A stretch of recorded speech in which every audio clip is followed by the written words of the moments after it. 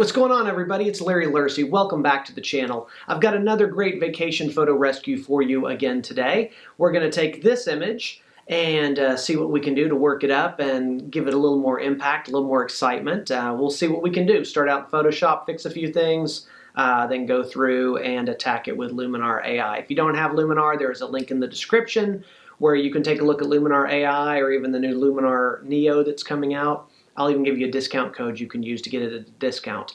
By the way, if you haven't done so already, please take a second to subscribe to the channel. It really does help out, and I would sure appreciate it. So, without any further ado, let's roll the intro.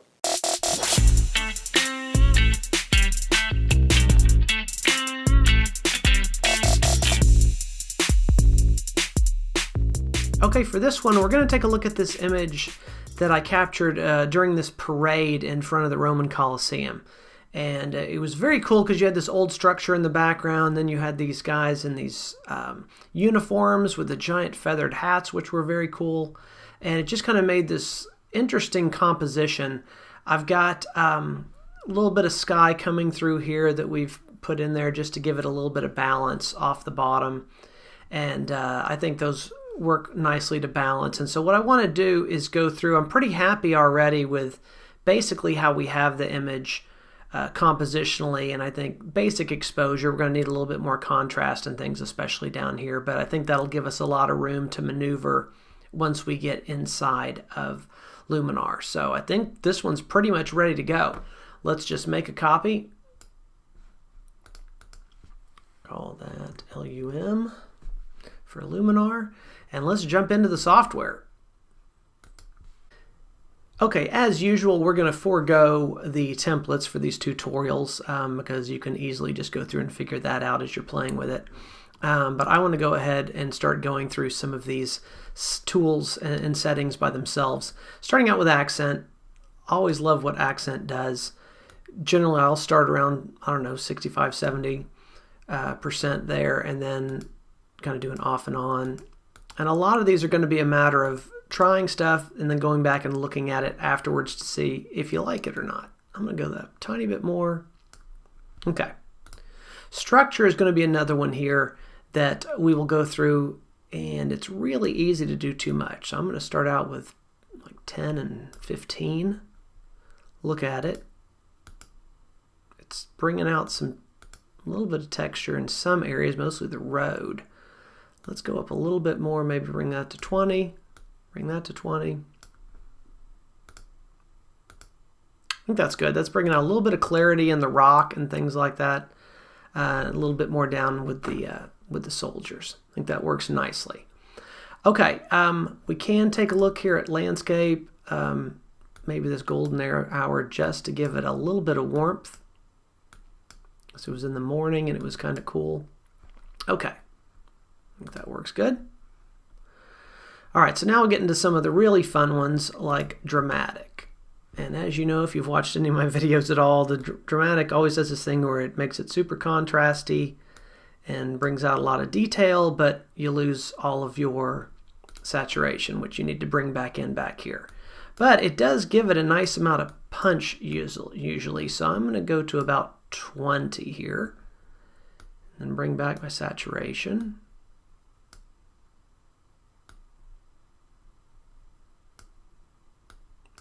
That. So I've gone a little bit over on the saturation. Let's do before and after. Okay, I like that. Now mood is always, can always be very hit or miss. So what we will kind of do through here is just try a few of these and see if any of these grab us.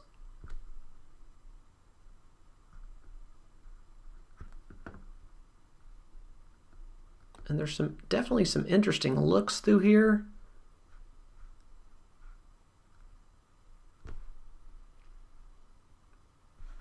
But I'm not crazy about too much of those, so I'm going to leave mood out.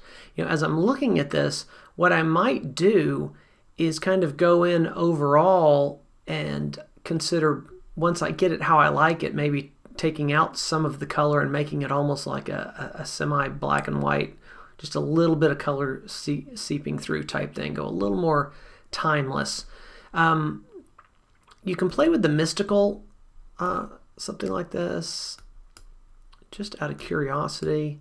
It's not really my first thought, but I'm wondering if there's a way maybe just to, let's look at the before and the after. Take a little bit of the detail out of the building. Turn it back on. Bring that down to about 10. Just so it softens up that rock just a little bit. The film grain, we can add a little bit of film grain, just give it some grit, because it is kind of a more timeless type image, which I think would translate well to having a little bit of grain.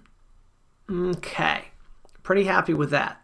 Now let's jump into super contrast, which is always going to be an important one for stuff like this. And we'll come through here. What I like to do is let's set each of these to about 20. And then come into the highlight, try going one way, turn the other. And you can really see this in that center section of stone right there. And I kind of say I feel like it blows out that way. So I'm definitely like going this way a tiny bit. Let's take a look at the midtones. Again, I think darkening is the way to go there. And the shadows. And I kind of like erring toward a little more shadowy on this one, just because there's not as much interest back in here. A lot of this is kind of construction stuff that I've kind of tried to hide away. So I think that works pretty well. Let's look at the before and the after. All right. So now this is a good point. We've made it through all of these. We've still got dodge and burn to go. But before we do that, I like to just go up here and get our compare tool and kind of look at where we started and where we ended up. I like that. Definitely got some more punch to it. It's a little too much yellow in there for me, which I said we may take care of that here in a little bit. We can come back up here to color and maybe consider pulling down a little bit of that color saturation. Like that. May need to go somewhere in between, because I want to have a little bit of color, but I think that's not quite as stark. That's good. It's definitely give us a nice rich texture through there. I like how that turned out. Now this might be another one. Well, let's go down first. Sorry, bouncing around here. Let's go down to dodge and burn one more time. And let's try, and I want to darken this area down here just a little bit. So I got a size brush, got a good size brush, softness all the way, and let's bring this down to like 14, 15%.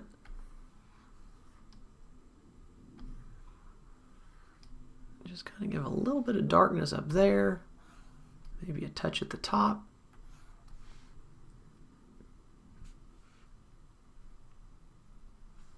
I'm going to try and darken these areas here, because I'm not as interested in those metal gates. See if I can darken that whole area down just a little bit. Let's see what that looks like.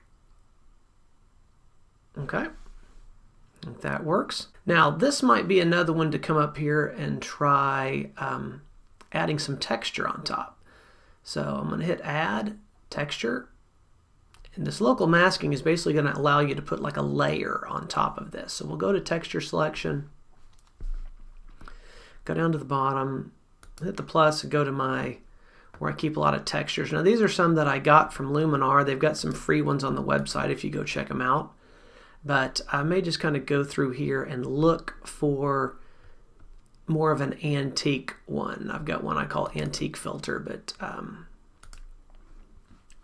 let me show you what that looks like. It's kind of like this, just kind of a brown, grainy type thing. It's going to look terrible right off the bat, but what you want to do, and you can do this with any of these, you can just grab some of the ones on the Luminar site, or I'm sure you've probably got your own textures that you want to put on top, and sometimes it's just a matter of experimenting with them until you find one that works. The big trick is you got to change the blending mode, because the blending mode is not going to work here. So we're going to switch this probably to overlay or soft light. Go ahead and check the others just for grins. Luminosity is kind of interesting. Let's go with soft light for now. We can move this around, decide how much of that we want. Also the saturation can bring down, because you can see it's bringing in some color as well. I'm going to pull that down so that we don't get as much of the color. Just put it down to like -80, like that. Okay, you can play with the brightness a little bit if it's making it too bright. But I kind of like that, about like that. Let's bring down that effect a tiny bit. Let's turn it off and on and look at it. There's before, after. Now you can't see too much of that antique. I'm going to bring it up a little bit. Try and bring back a little more of that grain, and I may have to just bring back a little bit of that saturation in order for us to see it. Let's try it again. Okay, like that. Whoops. I think that works pretty well. Great. Okay, we could save this template if we wanted, but I think this one's kind of specialized, so I'm going to just kind of leave it as it is right now and go ahead and apply. Okay, so we can see there our before and our after. I thought what would also be interesting while we're here, I'm going to go ahead and turn this layer off, make a copy of the background again, and we'll just call this one LUM2. And I want to go, let's just move it up to the top. I want to go in one more time and just see what some of the presets would have done to this one, and then we can kind of compare what it gave us when we went through and did it manually. So I'm going to jump in one more time, back into Luminar AI, and this time we're going to look at templates. Okay, so it's recommending this urban style setting here. And let's just kind of click through each of them. That's Old Town. Kind of interesting.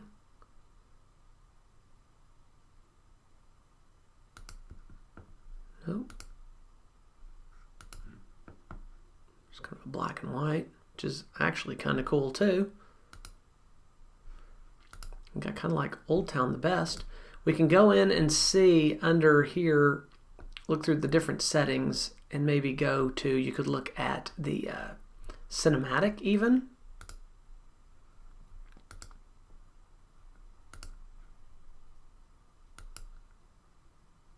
That's kind of interesting with the teal and orange. I kind of like that. I like how that's given it a unusual twist there. Let's look at a couple others just to make sure.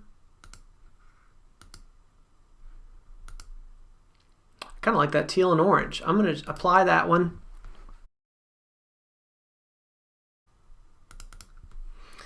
And this one we will just call teal and orange. Remember what it is. So there's our teal and orange version. There's, we did it manually, and that's the base image. So two very different ones. I even had the thought, maybe what we do is switch the order again and put our manually edited one on top. What you can do is, if you like the structure of this, but you like the color of this one, what we can do is make this black and white, just Command-Shift-U to make it into black and white, and then play with some of the blending modes here and kind of combine these together and see what it does. And perhaps going in through like a soft light would do something. Let's check all these other modes. Pen light's kind of interesting. Let's try that with it and without it. You can't really see much of anything. Let's try it with soft light. I think it's a little bit too much of an effect, but we could try bringing it down a tiny bit to about 30. There we go, bringing back a little bit of that texture through there, but also bringing out a little bit of the soldiers at the bottom. That works pretty nicely. I'm going to take it down a tiny bit more. I'll take it down about 20%. I think that's good. I like how that looks. I'm going to go ahead and go over here and do layer merge down. So it combines these. So now we've got kind of got my adjusted teal and orange on top and the base image. Now one last thing I'd probably do is add a little bit of vignetting to this. And we're just going to do this very simply by getting a brush with black. Gotta make sure it is a soft brush.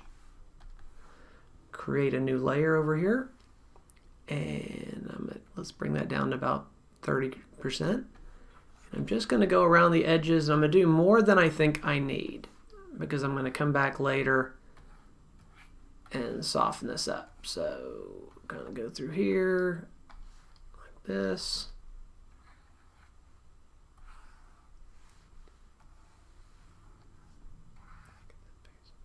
All right, about like that. Then I'll come down here and I'll just set this probably to maybe to multiply. Just start dialing it back until it looks like it's disappeared. You kind of do before and after, and you can really see it when you do the before and after. But you want it to be about like that where you really can't see it down here on the road at all. To me, it looks like there's no vignetting at all, but when you do that, you can really see it. So I think that is about perfect.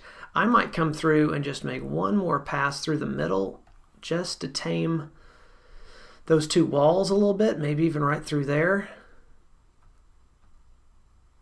There, I think that works well. Happy with that. So I think we're good with this one. And there you go. I think we got pretty good results once again. Again, I think Luminar is a fantastic tool. I've really been enjoying using it. There's a link below that you can check it out. You can use the discount code LarryPhoto to get a little bit of a discount on that, which will hopefully help. But be sure to leave me a comment. Let me know if you're enjoying these videos or if there's any other techniques you'd like to see. And if you've got your own vacation photo, send it to me. The email is vacationphotorescue@gmail.com. Send it to me and I will see if I can work it into a future video for one of our upcoming rescues. But that's all for today. I hope to see you again soon. Take care. Bye-bye. In today's video, that sounded weird.